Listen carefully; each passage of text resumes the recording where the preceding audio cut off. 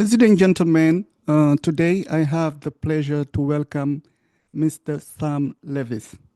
Sam Levis is the founder, executive director of the no-profit organization named Elastic Art Foundation.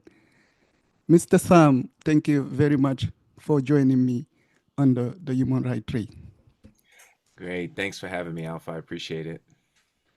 Today, basically, I invite you because I would love to know more about your organization that have been here for a long time and have been creating a space for artists to perform and share their artwork.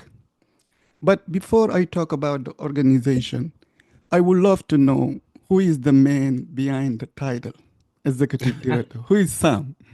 Well, I'm well, just as a point of correction, I'm definitely not the executive director. I am one Okay. of the co-founders. Oh, But okay. my current role at the Mm. organization is as the director of outreach. Okay. So I do a lot of programs and things outside of the walls of Elastic, Mm. but within the walls of Elastic, I co-founded a series called the Dark Matter series, Oh, okay. which is a regular series that runs featuring kind of um, BIPOC black folks doing kind of futuristic, weird stuff. And then that series kind of grew into being a residency program for BIPOC artists also. So we've been doing that for a number of years now. And we Okay. usually have between 4 and 5 residents at a Mm. time. Mm. And that's been really successful. So those are the main things that I do at Elastic. Our executive director is Adam Zanolini, who is an amazing musician and arts administrator, and so he's great, and I'm glad he's in that role. But Okay. yeah, so that's it. But yeah, we Elastic has been around now. This is our 26th year, and it was an organization that was founded by artists for artists. And it's a multidisciplinary presenting organization. A lot of music, especially jazz and improvised music, but we have all kinds of music come through those doors, and we do a lot of movement events as well. Just a group of tremendous artists. One of our board members is a dancer, movement artist, and does a series called Freedom From and Freedom To, which is kind of a blend between music and music, doing kind of improvisational sets where people are put together in groups based out of pulling names out of a hat. Mm. We also have film series. We have an Afro classical series. It's so wide ranging.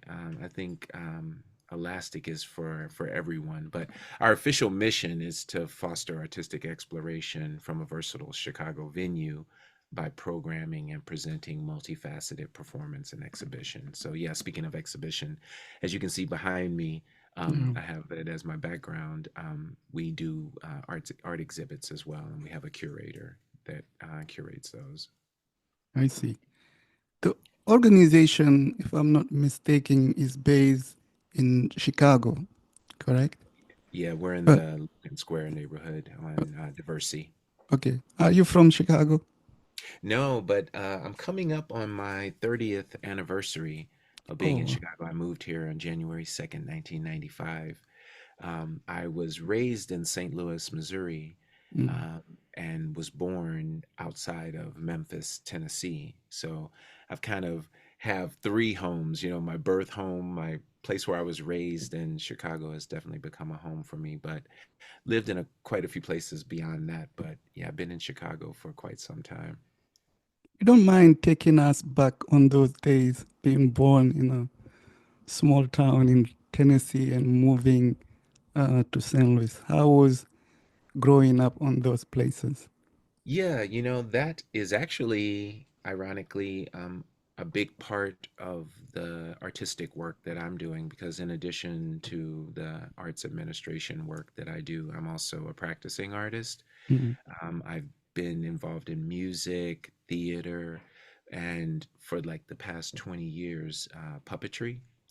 And so right now, I'm creating some new puppet work, which is kind of bringing in elements of theater and elements of music, but it's all based on some relatively newly discovered family history. Mm, And so what happened in late 2018, I started kind of asking questions about my father's side, my paternal side of my family, because that mm, was a side that I didn't spend a lot of time around.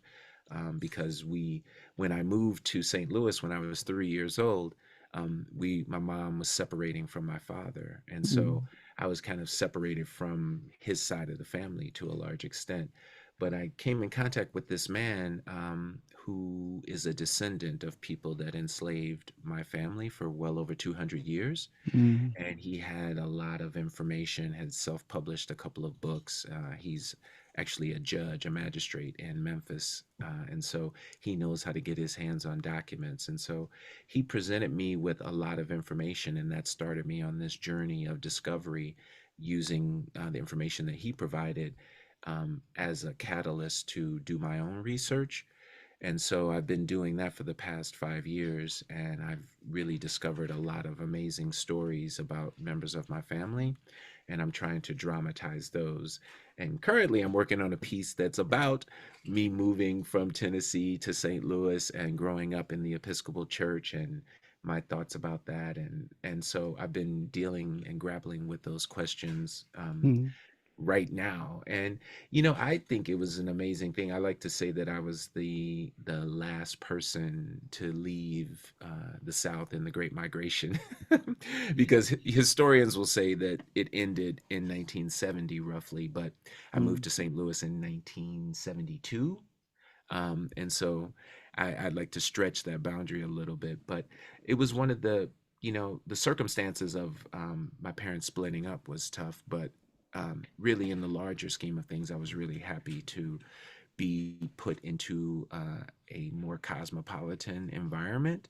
okay. And growing up with a lot more opportunity and resources in St. Louis as opposed to Mason, Tennessee, which is about 40 miles outside of Memphis. And so Mm, I'm really grateful for that.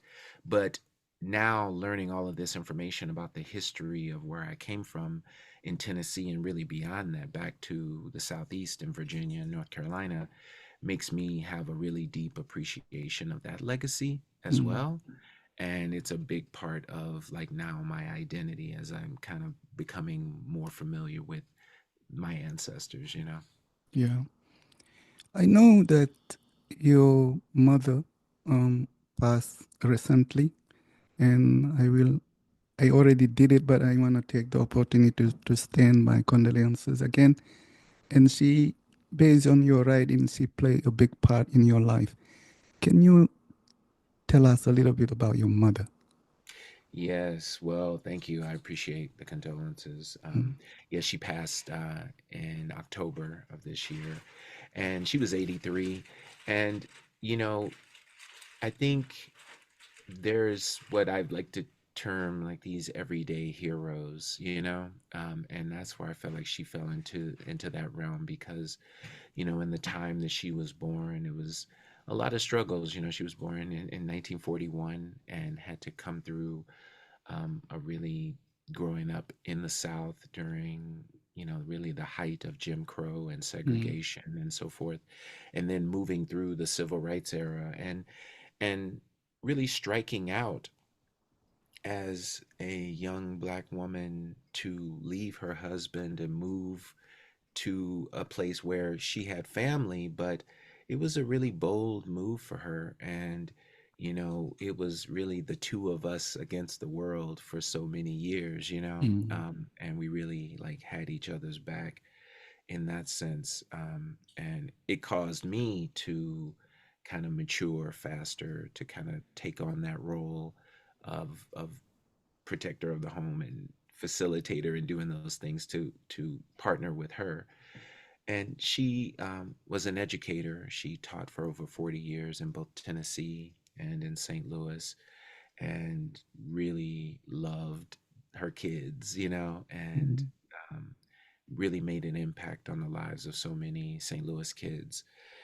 and kids in Tennessee. At her funeral, there was a woman who was in one of her first classes as a new teacher in Tennessee. She attended the funeral, and she had, just knowing like how probably idealistic my mom was at that time, because you get Mm. into teaching and you want to save the world and such. And she kept that optimism and that joy for doing that job for so long. Um, so yeah, and she also wanted to be a performer. I think she liked to write, and she wanted to be an actor and do things. And I think I kind of lived that dream for her in a lot of ways with my performance. And she was always really supportive of my artistic endeavors and really just proud that I was able to do the things that I was doing. And so I still feel motivated to kind of continue that. A lot of times, and understandably, when you lose a parent, especially a mother, it's really devastating. It can be devastating for Mm. you, and you really feel like it's hard to go on. But I feel kind of the opposite of like, I really feel more motivated to kind of live in her honor because I know that that's what she would have wanted. And so it's like I can't really sit around and sulk, but I can grieve and mourn, and I'm definitely doing that. But I'm trying to like keep going, keep Yeah. moving and kind of live in her honor. So, yeah, everyone loved her, she's Mm. a saint on earth, as people say. Yeah. Um, and she loved her family and loved her grandkids and so forth. So she will definitely be missed, especially as we're in the holidays right now, because that was one of the times where we, as over the last several years, really spent the most time together. She Mm. would come and stay with us for a while, and like we go through the holidays and go through New Year's and all that stuff together. And so she's definitely going to be missed right now. Um, how was it uh, growing up in a family where your dad was not around and the only person who was there to be an umbrella for you was your mother? How was it growing up in St. Louis for the people who don't know the city very well Yeah, and the environment on I those think years? Mm. I think you know the way St. Louis is right now, at least from my impression, Mm. is it's struggling in a lot of ways as a city and like really hit in so many areas. But I was fortunate to grow up in St. Louis at the time that I did and see, especially the Black St. Louis that I saw and the community that I lived in. Um, it was a middle class area of all kinds of people from professionals, doctors, lawyers, educators, um, throughout the whole thing, through blue collar workers, people who worked in factories and things like Mm. that. I lived in a community that had black run businesses, had hospitals, had um, places of employment like factories, car Mm. factories and things like that. And it was really that kind of post civil rights, post segregation St. Louis, and it was great. And so I was raised without having my father around, which I really feel like more often than not, unless there's abuse happening, I think it's really good to have both parents Mm. to be in the house. But I also feel like it's also important to just have positive forces of folks, like the old adage, it takes a village to raise a child type of Yeah. saying. And I think that that was true, and I really had a village of folks. So it was kind of me, like I said before, me and my mom against the world. But at the same time, there were church parishioners, there were neighbors, there Mm. were other family members, and actually other folks that my mom dated after Yeah. after she left my father, that all helped to kind of get me to that next step, Mm. to help move me. And so I feel, you know like I really had, I was a lucky person to be in the situation that I had. However, you know, at the same time, it has been tough for women to just exist in this world, and kind of make their way, especially financially, and especially back then. We were just getting out of a time when women couldn't even have a bank account on their own Oh, without their husband's permission. There was like yeah. so many things that people may not remember or may not know, but it was tough. And so, Mm, yeah, there were times when, money was tight, but I never felt like I was wanting of anything. I just felt like we mm, just had to kind of be lean, and make things stretch at yeah. times. But she always provided and found a way to provide. And so I'm thankful for that. But I did grow up kind of missing my dad and missing that father figure. And I know that, the reason why we left him was because he had a problem with alcohol. Mm, And even beyond that, I would still see him and I really wanted him to get well. And I remember thinking that he passed away when I was 16. So I oh, never got to like get to the point where he could kind of recover. mm, And so that was like really disappointing. But now that I'm kind of learning a lot of information about that side of my family, it's really like bringing me back and like giving me information that maybe I would have gotten from him, and like family stories. And it's a tremendous family legacy. He was a mm, blacksmith and welder, as was my okay. grandfather and my uncles. And so they had a business that was a thriving business. And I Mm, kind of missed out on sharing in that legacy. And that was really disappointing, and sometimes I get kind of bitter about that part of it, because I really feel like um, passing down um, financial legacy is really tough for Black folks. um, we can make a lot of money, but it's tough for us to pass it on to the next generation or the following generation after that. And so that's always been a concern, and I wish that I would have had an opportunity to have that business or to benefit more directly from that, because it really makes a difference, yeah, having resources to having a more successful chance at a future. yeah. So yeah, it's complicated, but I think all things considered, I consider myself lucky. I see. You grew up as a child in St. Louis, and recently you went back for the funeral of your mother. Did you see any difference in people, communities, and the city from the childhood St. Louis and the grown up Mr. Sam returning back? Did you Yeah, well, see, and whether things are getting worse or improving for the black community in which you grew up? yeah, that's it's a complicated question.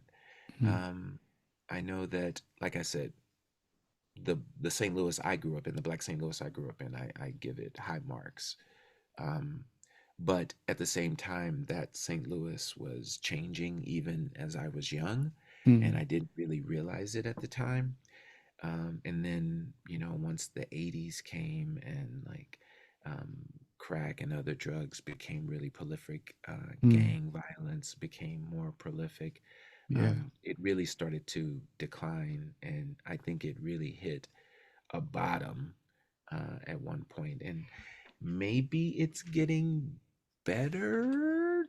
It's so hard for me to tell. I know for several years, like I would go back regularly, but Okay. for so many years, I would just go for 2 days, 3 days maximum, you know, Mm, and I would get out. So I really didn't get to see enough, like they say, didn't have enough data.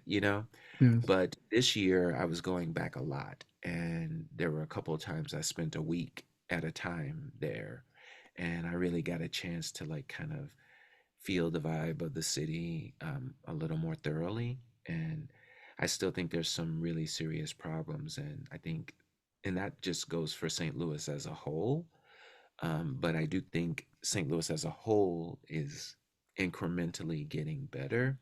Okay. But Black St. Louis I don't know. It's like there's a sense of hopelessness there, and frankly, like a sense of lawlessness, which is bred out of frustration. Mm. It's Yeah. bred out of want. You know, that I feel like is going to take a lot to overcome. And I really had a lot of guilt because I left, and so many people that I know that are really talented folks left town to go and make their lives elsewhere.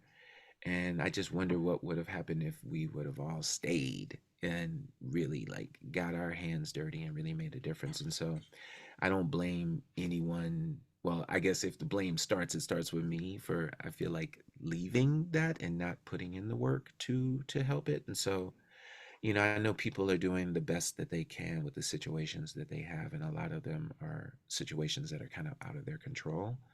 But I do feel like even in the worst of times, you can have some self-respect and to band together. And they had the saying of, if you have only one pair of pants, you make sure that they're clean, that Yeah. kind of thing. Yeah. And so um, that helps, but that isn't going to solve some of these systemic issues that the city is facing. And I know people get frustrated, and so I see that there. I mean, I see that in Chicago and places, Yeah. but I definitely see it there because it's just a much smaller place, and so it's harder to kind of tuck that away Mm. and kind of hide it like you can try to do in Chicago, for instance. I see. Were you the only child? Yes, I do have a half sibling that was another child that my father had. But Mm. yeah, my mom actually had a couple of miscarriages Okay. before she was able to conceive me. And so that was also a special thing because I was kind of like her miracle baby, as she called me, because I the see. doctors, I think, told her that she wasn't going to be able to have Oh. kids.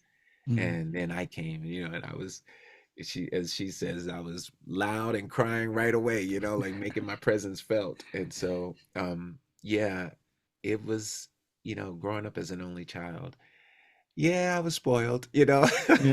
you know, but I feel like, there's a reasonable amount of spoiling that we should do to Black youth, because the Mm. world can be so difficult when they get old. There's plenty of time to like buck up and take responsibility, but I feel like, you know, we could also make things easy on them and have some joy. And, people think that's going to make them weaker or, not motivated, but sometimes that can really give you the foundation of security that can then help make you successful. And I don't know, I just think that being happy is better than trying to be quote unquote overly strict on I, on I on see. our kids. Yeah. As the only child, I'm guessing at certain moment you decide to fly on your own and you moved to Chicago. How was it? How difficult was it to leave your mother and move to Chicago, and why you decided to come to Chicago? Yeah, Chicago wasn't the first time that I left St. Louis. Oh, okay. I lived in New York for a while. I lived in Arizona. Mm. Worked for Disney World and lived in Florida Okay. for a moment. But, all of those things were kind of like a year and a half. It was kind of like the finding myself phase. Mm. And then I ended up back in St. Louis, and I was like feeling the lack of opportunity there, Mm. and I was like, I gotta get out of here, where am I gonna go? And so I made like a list for myself. I remember I was like, New York, going back to New York is my first choice. And then Chicago will be my second choice, and San Francisco will be my third choice. And I was just like, just picking stuff Okay. randomly. And so I was making calls. I was really trying to like get back to New York, and it was just roadblocks everywhere. And it's Mm. like the first time I went to New York, I just went on my own, and I got a job over the phone and just went. Yeah. This second time, I had a friend there. He was a really good friend, and I thought it would be much easier. He's there, he could set us up with a place, but he was just not doing it, and the energy was just telling me that I shouldn't go. And so at a point I said, well, let me go to my second plan.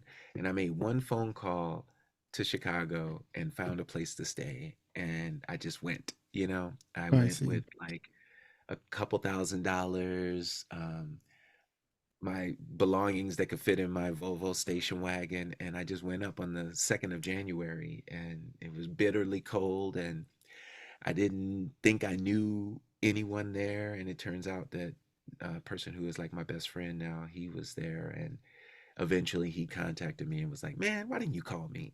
And Mm, took me in, and like things started to get better after that. And so I just really felt like it was meant to be for me to come to Chicago. I mean, yeah. the things that I've done, a wife of over 20 years, three Mm, great kids, a house, founding Elastic, getting my performance, like living my performance life, the people yeah. that I met here, it's like all of that is, I wouldn't trade it for anything. And I really have a deep love for Chicago, and I know it was the right move. And sometimes, Mm, you just have to take a risk, yes. Mm. and just put yourself out there, and you don't know what will happen. And so I'm glad that I took that risk. When was it? When did you come to Chicago, and where did you stay, and how was the city? Um, Mr. Sun coming as a young man and Yeah, I came trying when I was to find 25. his ways out. Yeah, I How came when was I it? was 25, and it was 1995. Oh, okay. Mm, And obviously Chicago is a much different place than it mm, is today. I that one call that I made. So while I was in New York for a while, I was at times I'd stayed at the YMCA, okay. Mm, and so that's what I knew was a place that I can like call. And so I called just a random Y, and it was the Marshfield YMCA that's like over by like Belmont Nashland, like Lincoln oh, okay. area. Mm, And I called them and I was like, "Hey, do you have a room that I can rent?" And they said, "Well, yeah." And I think she could tell that I was like different than your average, like, because first of all, I wasn't middle aged, and a lot of guys that are staying at the Y are like middle aged men who like are kind of trying to mm, find a way. And she could tell I was like a younger guy, and she was like, "Well, I have this one room. It's a different room, but yeah, you could do that." And it was um it was a room that was like the Y is old. That building is old. I think from like the 20s at least. okay. And the one room that I had was like beautifully appointed, nice desk and bed and everything, and it had a half bathroom in it, which was key, Yeah. because the showers are communal, but just having that half bathroom where I didn't have to go down all the way downstairs, use the bathroom, all that stuff was so great. And Mm. so, and they charged me like, I think at the time it was like maybe $100 a week, Oh, wow. Yeah. something like that.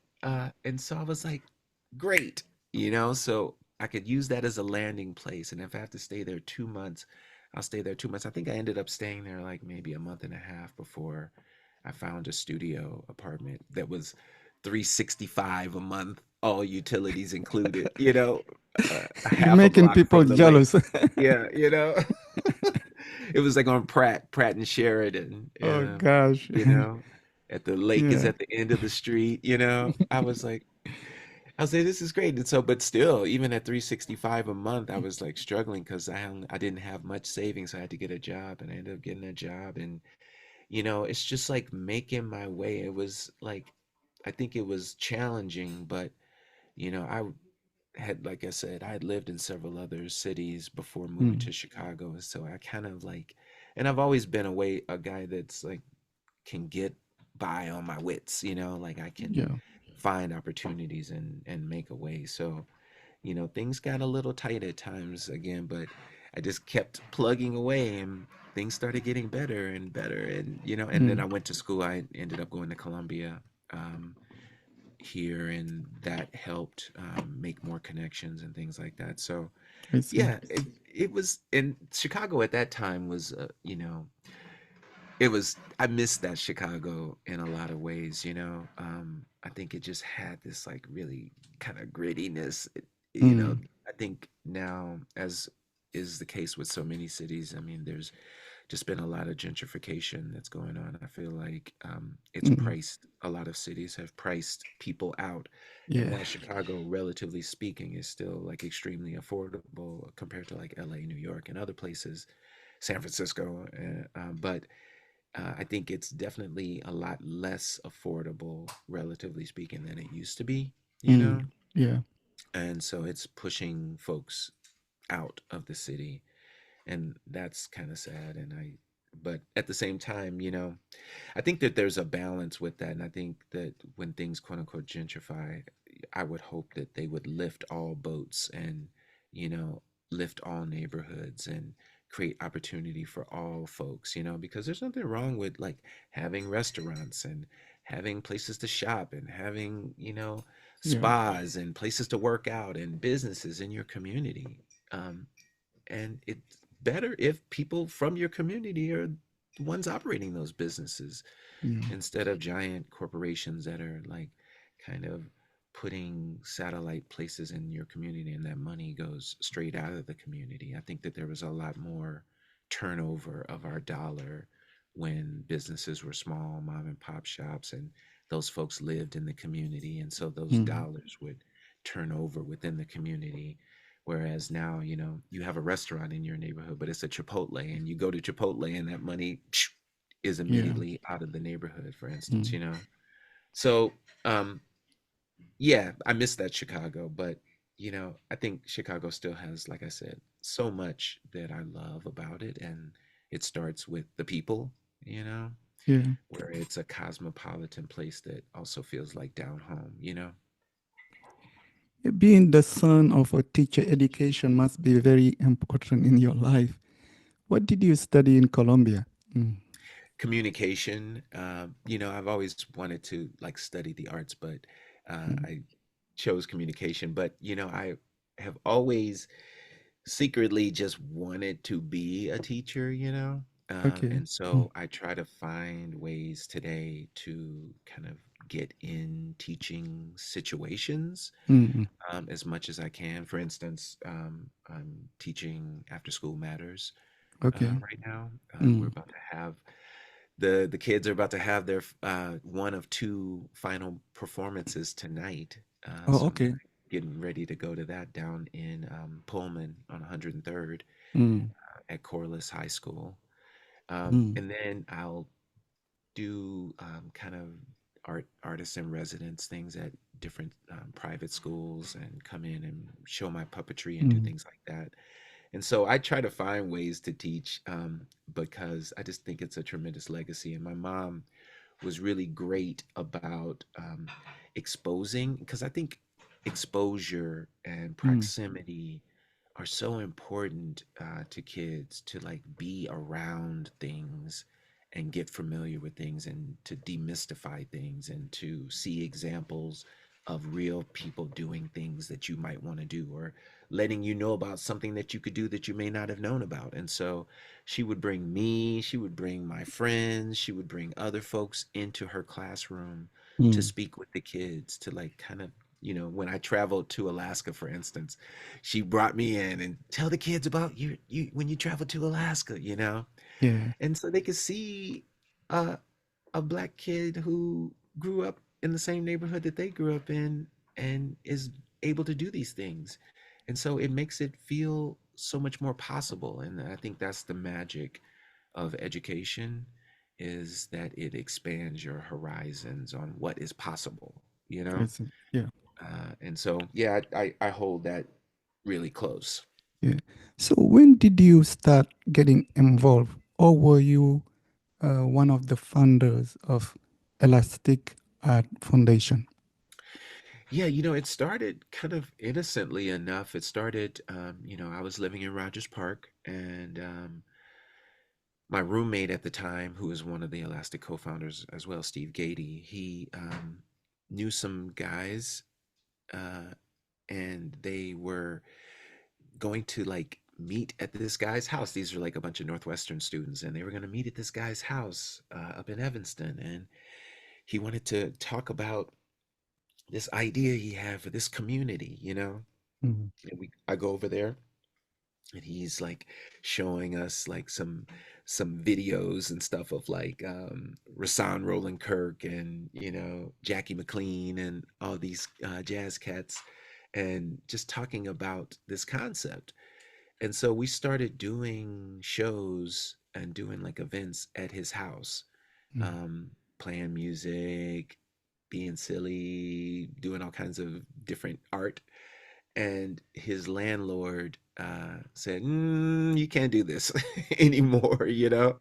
Okay. And so we were like, "Well, what are we gonna do?" And so we lived in a studio apartment on Sheridan and North Shore. And we said, "Hey, why don't you all come over to our place and we'll have like a weekend jam, you know?" And Okay. so we played all weekend, recorded a bunch of stuff, like had a great time. And so then we were like at the Velvet Lounge, that was the legendary jazz club that Fred Anderson, um, legendary jazz saxophonist and club owner, owned. And we were there watching the DKV trio, which Ken Vandermark, Kent Kessler, Hamid Drake. And we were like, we need to get a space, need to just have a space where we can play and just Mm. do our thing. And so we found a space in Pilsen in what was then called the Spice Factory, which was like a building right on Cermak, right at the river, right by the bridge there, kind of sitting between Chinatown and Pilsen. Okay. And we started just recording there and doing some little events and practicing there and forming bands and doing that kind of stuff. We ended up getting kicked out of there, and then we're like, let's find another place. And once we found this other place, then we're like, you know what? We became a for profit at first, Okay. and then realized that that was a huge mistake. And then around the early 2000s, we were like, maybe we should become a nonprofit. And we became a nonprofit, and things just like organically happened, where it was just like I think anywhere between 6 and 9 of us that really helped get the organization off the ground. And Okay. it was just folks that just wanted to have a space for themselves and also were willing to open that space up for others. You see. And as the years went on, we just got more and more professional Mm. about it, and I think made a lot of, in retrospect, good decisions about moves to make and things to do.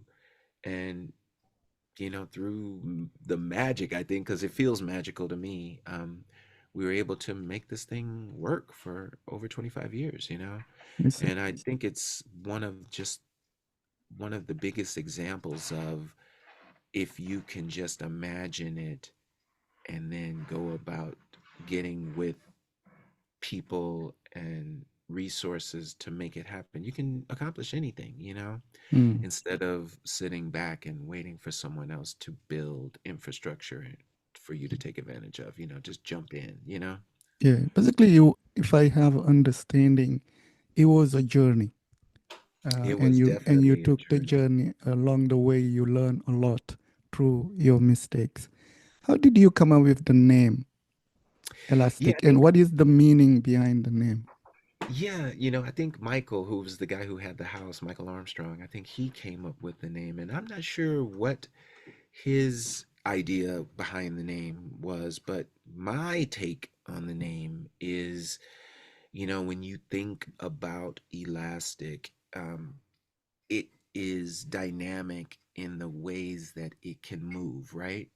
And it can move in all kinds of ways, and it's very I mean, bendable, flexible. shapeable, Mm. Okay. flexible, Yeah. but at the same time, it is bound, because if you let it go, it comes back into place. And Right. so I think I love that analogy of kind of exploring and being able to be versatile, but still understanding that we all are connected and there is an order and a root to everything that you must adhere to, because otherwise it's kind of chaos, you I know? see. And It's so, it's it's like a you know, tree.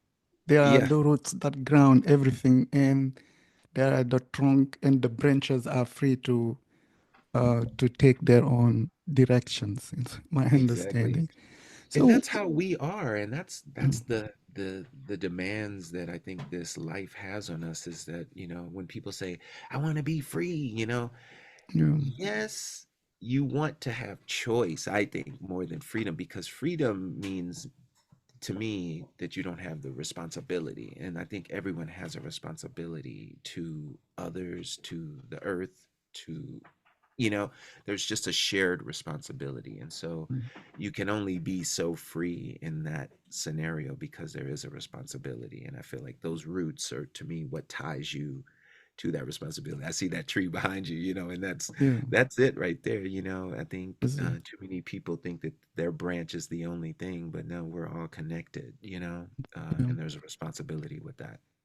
So, on paper, what are your visions? I know it's a space that you created, but what are your, when you first get together and trying to make it happen, what was the vision, the mission you have, and the goal you are planning to pursue along the way?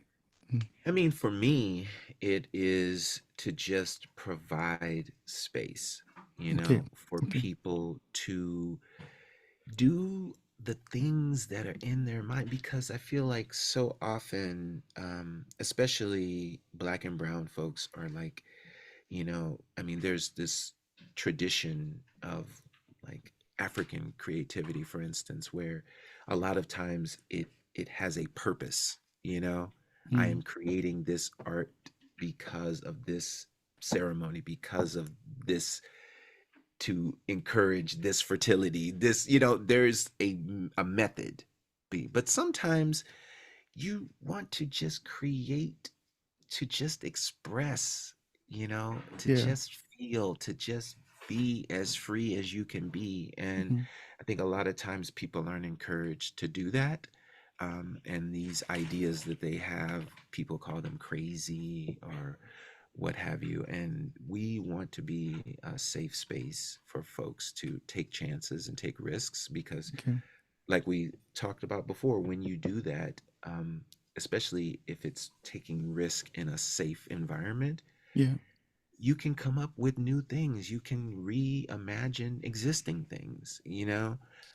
and rediscover things that you may have forgotten, you know? And so that's what we want to provide. And especially it's rewarding when we can provide that for folks who, I grew up, like I said, it's like, you one of those weird black kids, and Mm.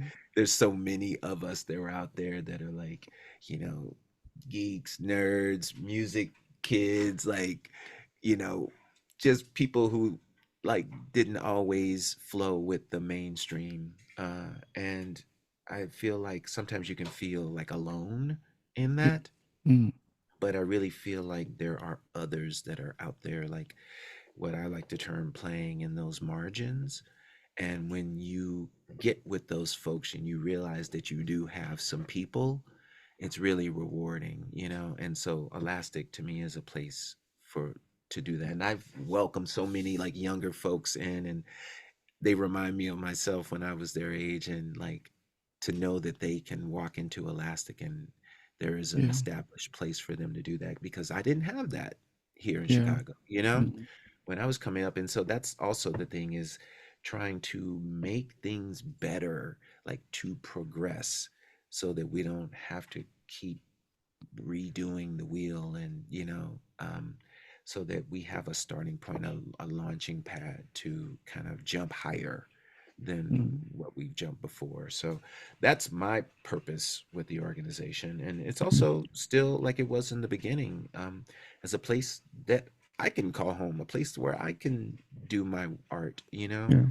um, as well. And so those are some of my goals. And I think now that I'm the director of outreach, what we want to do is take that spirit and partner with organizations that are in black and brown communities and bring that spirit there, because there's one thing to know that you can come to Elastic and find that experience, but Elastic is in a place, it's in one place, and it's in one neighborhood, and it's not a predominantly black neighborhood, for instance. And so maybe there's a kid that's all the way in 87th Street, you know, and how are they going to get physically to Elastic to experience that? So we try to take some of that to them, to say, hey, you can be your authentic self in your own community.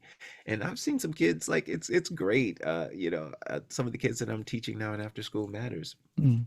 they're like, they are living like that, and it's so great, that we can provide this class for them to help them express. And that's what I love about After School Matters is, um, the flexibility that we have to kind of bring our programming into like their school type setting, and help give them other options from what they see on a day-to-day basis. So that's what I do with the outreach program. And we're in Austin, North Lawndale, Bronzeville, our own community, and always looking for partners and other communities to do events in. Did you have an idea on taking it in suburbs? I'm not opposed to that at all, but I think we're trying to kind of go where we see the most need, right now. And I know that, you know, I live in the suburbs now, so I would love to do and my thing here, but I really feel like the place where I live, even though it's one of the most diverse communities in the area, doesn't really want it, like that's Really? Mm. that's the thing. It's like they don't really want that, I see. and so it's really interesting because I'd love to bring it to them, and I've thought about it many times, especially like in Evanston. I really Mm. feel like, there's a lot of population of folks in Evanston that I'd love to kind of have that, but they do have other options also. The schools provide a little bit more of that. Mhm. But yeah, I mean, I'd love to open a space in Evanston. If you ever want to get down with that, Alpha, just let me know, man. Yeah, I has a no-profit organizations. Often people have a noble goals like yours. You have been willing to open a space where artists can come from different background and race and share their work and express themselves, and that it's not easy to find those kind of place. But imagine also, despite your desire of wanting that place, there are challenges you face daily. Or can you share those challenges to? Yeah, I think, um, being a nonprofit, unless you can really, cultivate, individual donors, you are by and large dependent on grant funding, unless you Okay. can, um, generate a lot of revenue, from your space. And so, Elastic, as an example, doesn't have a liquor license. Oh, I see. Um, we don't sell anything really other than water, and that's drop a dollar in the bucket, type of thing. I Yeah. think we may have Mm. changed it to $2 now, but Mm. there's not a lot. We have a little bit of merch and stuff like that. So, door money is the biggest source of revenue that we have from the space, and we're doing, kind of, niche programming, and so we're not getting huge audiences. Like if we have 100 people there, it's a great, that's awesome, but most of our crowds are like 30 to 50, Yeah. folks. And so it's tough, so we're really dependent on funding support. And I think that funders have been really gracious to us, Mm. amazingly gracious. But that stuff kind of ebbs and flows. I think that as you get older as an organization, there's always going to be shinier, newer, more energetic, more youthful organizations that are coming out Okay. that get people's attention, and rightfully so. I mean, they're doing like exciting stuff. And then there's only, in their minds, there's only so much pot of funding to go around. And so, and if you've gotten funding for X amount of years, they're like, hey, why don't you take a break? But really, what they don't understand is we're dependent on that funding. And so trying to kind of diversify your funding and make sure you're securing your funding support is so crucial, in order to just maintain your programming. And so I see. that's why I think, the executive team at Elastic, Adam and Paige Brown, and have really come up with some really innovative ways of going out and finding funding, because it's hard. And Yeah. especially in this climate, especially in this post-pandemic climate, because during the pandemic, people were just throwing money at folks, like, here, do it. Mm, What you gonna do something? Just do it. Here, take money, take money. And now I think we're on the other side of that, and there's a contraction, yeah. of those funds. And then, of course, with a new administration coming in that is not, an arts friendly administration, as far as the presidency, I mean, Mm, it's foreseeable that the NEA could be gone or severely hampered. That's yeah. not out of the realm of possibilities. And people think, oh, the National Endowment, okay, that's federal funding, but they also fund states, and they give the states money to give, and so that would Yeah. hurt Illinois arts funding. It's just like a cascading effect, and it's quite frankly really scary. It's a scary time right now, that we're Mm, heading into.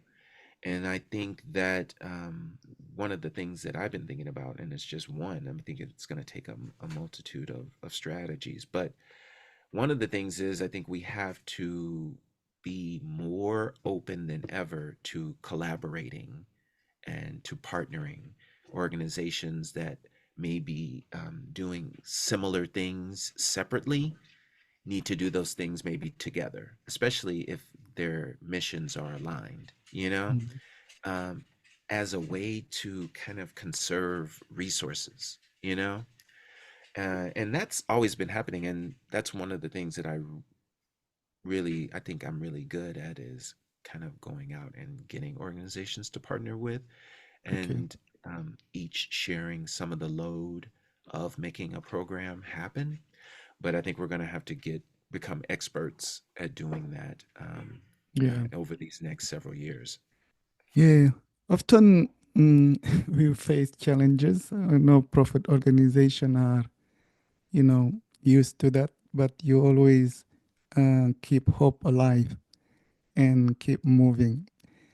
As a executive director for outreach, I'm imagining you went to different neighborhoods in the Chicago area and you met people from different backgrounds. What did you learn? I know you gave a lot because you give opportunity to artists so they can express themselves, and artists from different background who will not be able to share their culture. But along the way, what did you learn from your experiences and how those lessons made the person you are today? Yeah, I think that, I've done a lot of work, not just with Elastic, but with the Hyde Park Jazz Festival, with, Rough House Puppet Theater.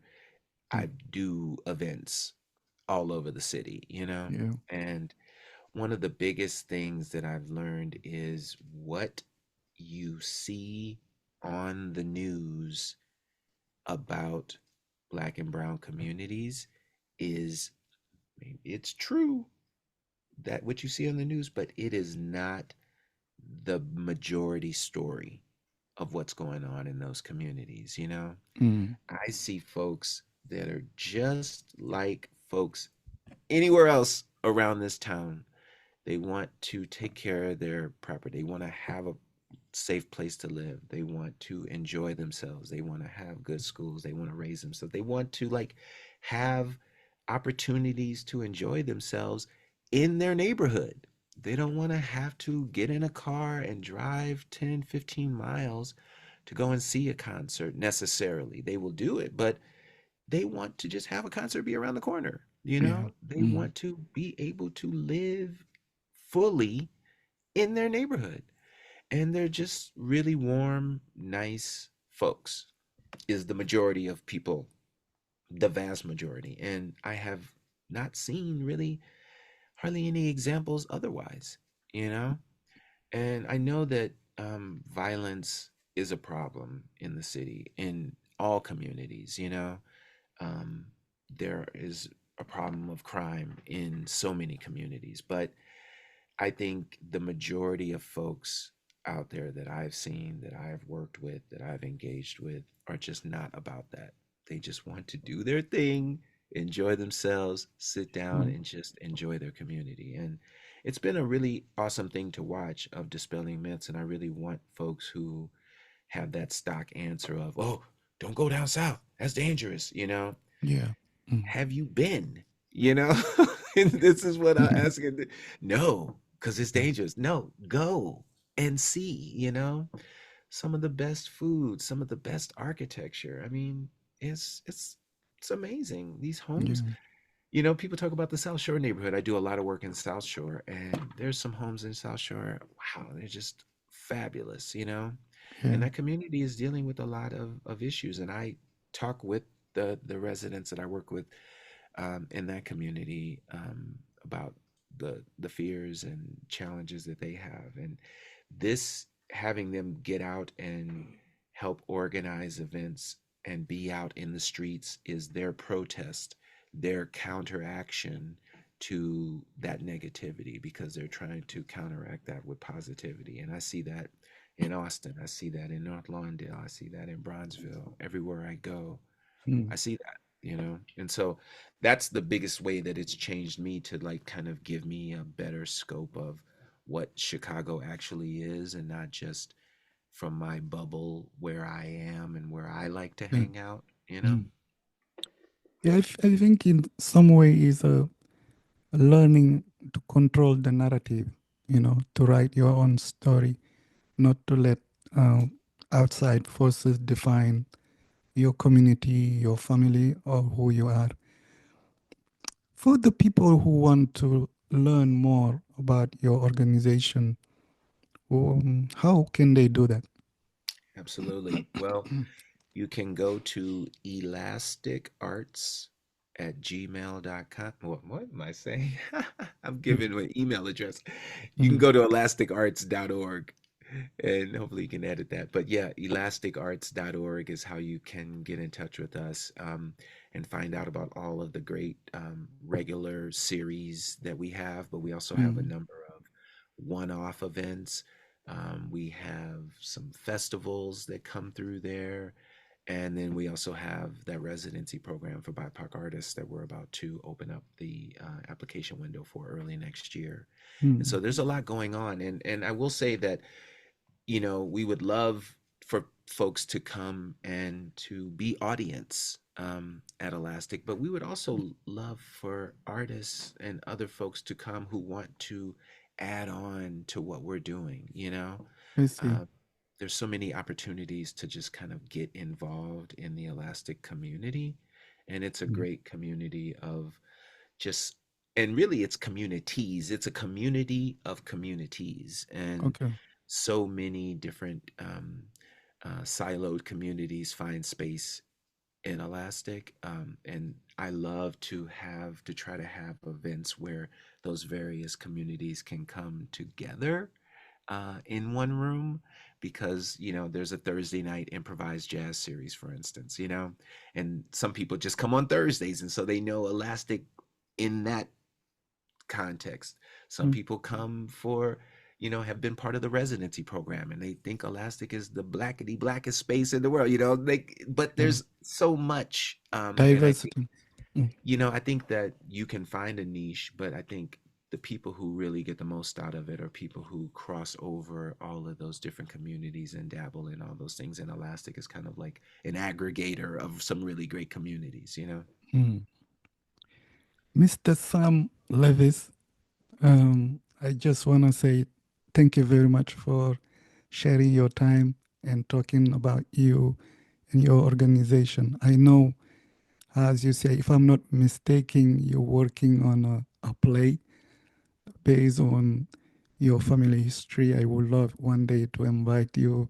And when you are ready for the play, let us know so we can invite you, talk about it, and tell us how to buy the ticket for it. But Absolutely. meanwhile, I want to say thank you very much for joining me under the Human Rights Tree and sharing. I really appreciate your time. Thanks, Alpha. I appreciate the invitation and have a great rest of your year and a really prosperous new year to you. And we'll see you around. Yeah, thank you. Have a good Okay. one. Bye bye. Bye.